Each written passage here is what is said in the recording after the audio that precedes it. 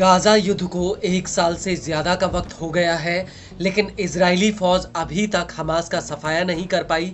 बल्कि गाजा में जिन इलाकों में आईडीएफ ने हमास का सफाया किया था, अब उन इलाकों में हमास फिर से जिंदा हो गया है।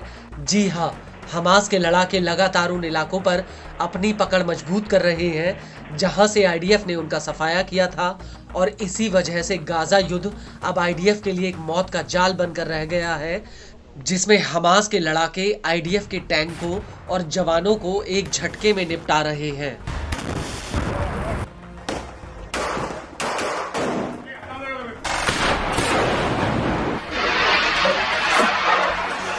लेकिन गाजा के भीतर हमास अकेले इस जंग को नहीं लड़ रहा, बल्कि गाजा के तमाम छोटे बड़े प्रतिरोधी समूह अब हमास के साथ एक हो गए हैं, और ये सभी मिलकर अलग अलग फ्रंट से आईडीएफ के ऊपर भीषण हमले कर रहे हैं।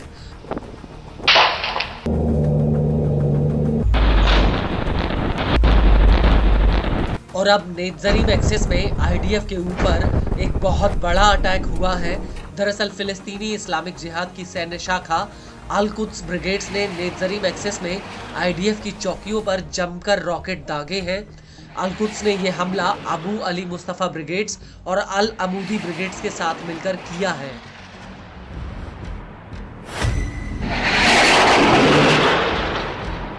अल कुद्स ने इस हमले का बाकायदा एक वीडियो भी रिलीज किया, जिसमें साफ दिख रहा है कि कैसे अल कुद्स का एक लड़ाका जमीन पर ईंटों के ऊपर लॉन्चर फिट करता है और फिर इन लॉन्चर्स में रॉकेटों को लगाता है।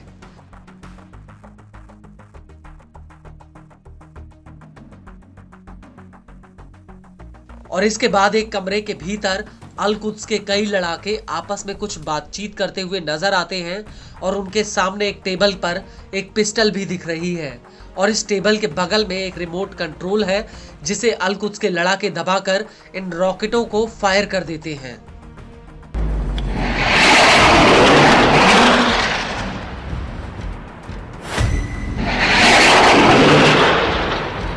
और इसके बाद एक लड़ाका घनी हरियाली में छिपकर एक लॉन्चर में बड़े बड़े रॉकेट भरकर उन्हें दनादन नेत्जरीम एक्सिस की तरफ फायर कर रहा है।